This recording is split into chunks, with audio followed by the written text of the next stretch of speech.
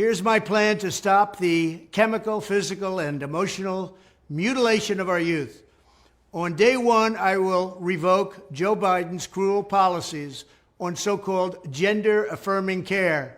Ridiculous. A process that includes giving kids puberty blockers, mutating their physical appearance, and ultimately performing surgery on minor children. Can you believe this? I will sign a new executive order instructing every federal agency to cease all programs that promote the concept of sex and gender transition at any age.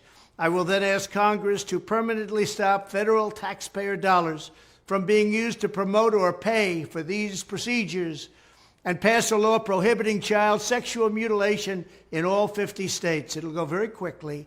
I will declare that any hospital or healthcare provider that participates in the chemical or physical mutilation of minor youth will no longer meet federal health and safety standards for Medicaid and Medicare and will be terminated from the program immediately. Furthermore, I will support the creation of a private right of action for victims to sue doctors who have unforgivably performed these procedures on minor children. The Department of Justice will investigate Big Pharma and the big hospital networks to determine whether they have deliberately covered up horrific long-term side effects of sex transitions in order to get rich at the expense of vulnerable patients, in this case, very vulnerable.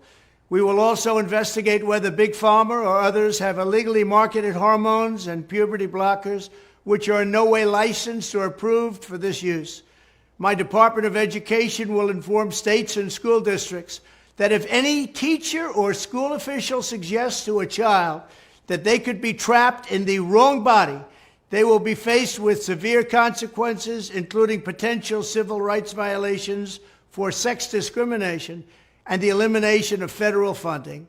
As part of our new credentialing body for teachers, we will promote positive education about the nuclear family, the roles of mothers and fathers, and celebrating rather than erasing the things that make men and women different and unique. I will ask Congress to pass a bill establishing that the only genders recognized by the United States government are male and female, and they are assigned at birth. The bill will also make clear that Title IX prohibits men from participating in women's sports, and we will protect the rights of parents from being forced to allow their minor child to assume a gender which is new and an identity without the parents' consent. The identity will not be new, and it will not be without parental consent. No serious country should be telling its children that they were born with the wrong gender, a concept that was never heard of in all of human history. Nobody's ever heard of this, what's happening today. It was all when the radical left invented it just a few years ago. Under my leadership, this madness will end. Thank you very much.